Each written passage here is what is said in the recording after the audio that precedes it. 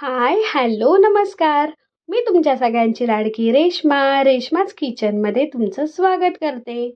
आज आपण आपल्या चॅनलवर पाहणार आहोत क्रीमी, चमचमीत आणि तोंडात वितळून जाणारा असा स्टफ पनीर सोया चाप.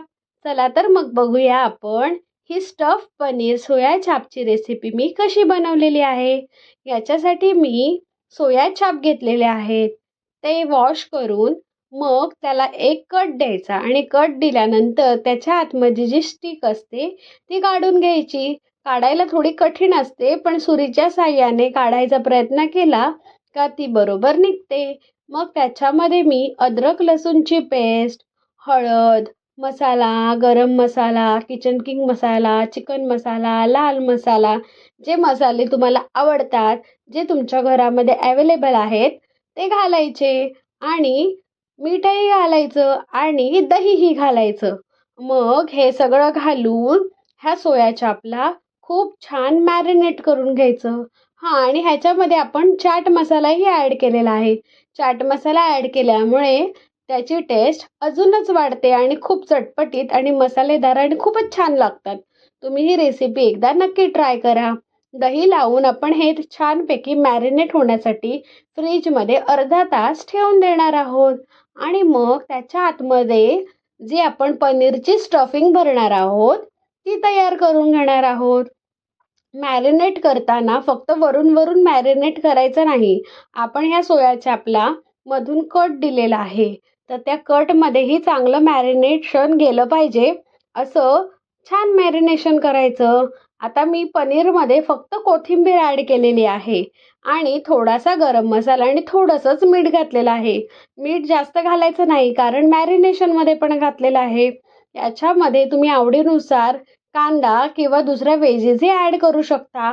पण मला फक्त पनीरच ॲड करायचं होतं, म्हणून मी पनीर आणि कोथिंबीरच ॲड केले. आणि पनीरमध्ये फक्त गरम मसाला आणि थोडंसं मीठच घातलेलं आहे, दुसरं काही घातलेलं नाही आहे. कारण मॅरिनेशनमध्ये आपण एवढे सगळे मसाले घातलेले आहेत, त्याच्यामुळे पनीरमध्ये दुसरे मसाले घालायची काहीच आवश्यकता नाही आहे. मग जे पनीरचे मिश्रण आपण करून घेतलेलं आहे ते आपण आपल्या सोया चापमध्ये चांगलं स्टफ करून घ्यायचं. आणि चांगलं स्टफ करून झालं की एका बाजूला मी पॅन गरम करायला ठेवणार आहे आणि त्या पॅनमध्ये थोडंसं बटर आणि थोडंसं तेल घालून गरम करून घेणार आहे. पॅन गरम झाला की मग आपण हे सोया चाप त्याच्यामध्ये घालून चांगले फ्राय करून घेणार आहोत. चला तर मग बघा मी हे सोया चाप कसे फ्राय करते.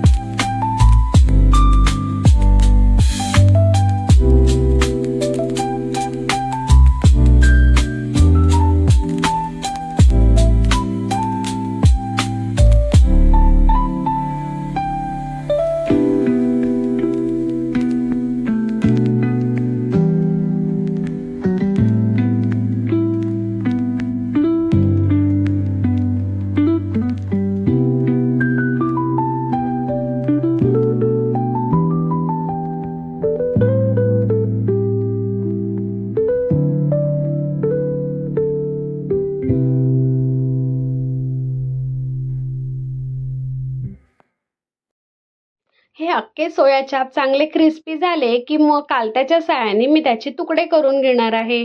असं केल्यामुळे आपल्याला जे कट करतो तेव्हा जो आतमधला जो कच्चापणा असतो तो बटर टाकून आपण छान फ्राय करून घेणार आहोत.